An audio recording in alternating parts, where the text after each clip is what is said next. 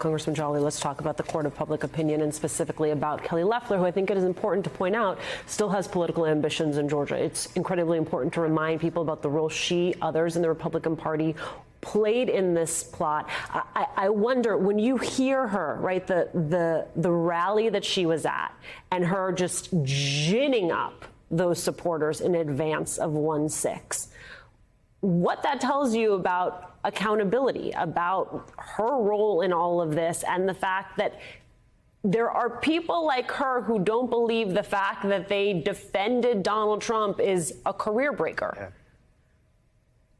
Yeah, Alicia, I would say for Kelly Loeffler, and I would include David Perdue and probably a number of other senators as well, they are cases of kind of profiles in timidity or the lack of courage, because Kelly Loeffler at that rally was engaged in a heated runoff against Raphael Warnock, needed the Donald Trump base. And so both Loeffler and Perdue were willing to kind of peddle the conspiracy theories and the big lie to try to get reelected. And when you saw the more conciliatory Kelly Loeffler, that was the Kelly Loeffler that had now lost and realized the gravity of the moment and had nothing more to gain from carrying the water for Donald Trump. And so, look, did she make that turn on conviction, or was she actually elevating something she didn't believe on the front end? Who knows? But what we do know was there was an entire lack of leadership by Loeffler and Perdue, not unlike what we've seen in the Republican Party at critical moments in our nation's history during the Donald Trump administration. Representative Clark, I try to make sure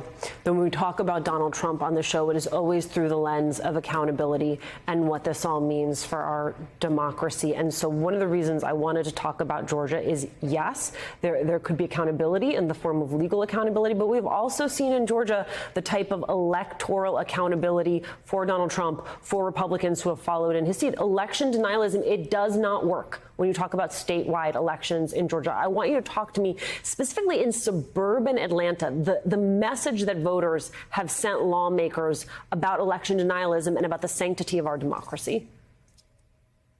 I think that people are really ready to move on from what Trump tried to do in Georgia.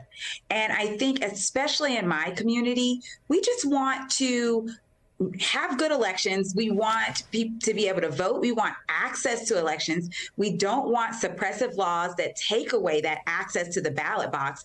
That's what people care about when they care about elections. And so when Donald Trump spread the big lie, it really disrupted our communities. But not only did it do that, it also led to policies being passed that really took away that access to the ballot box for a lot of Georgians. And that is what people are talking about. And that is what, in my community, when I talk to the people in the suburbs of Atlanta, that is what they care about. And so when we keep playing this over and over, people are tired of it. They're ready to move on.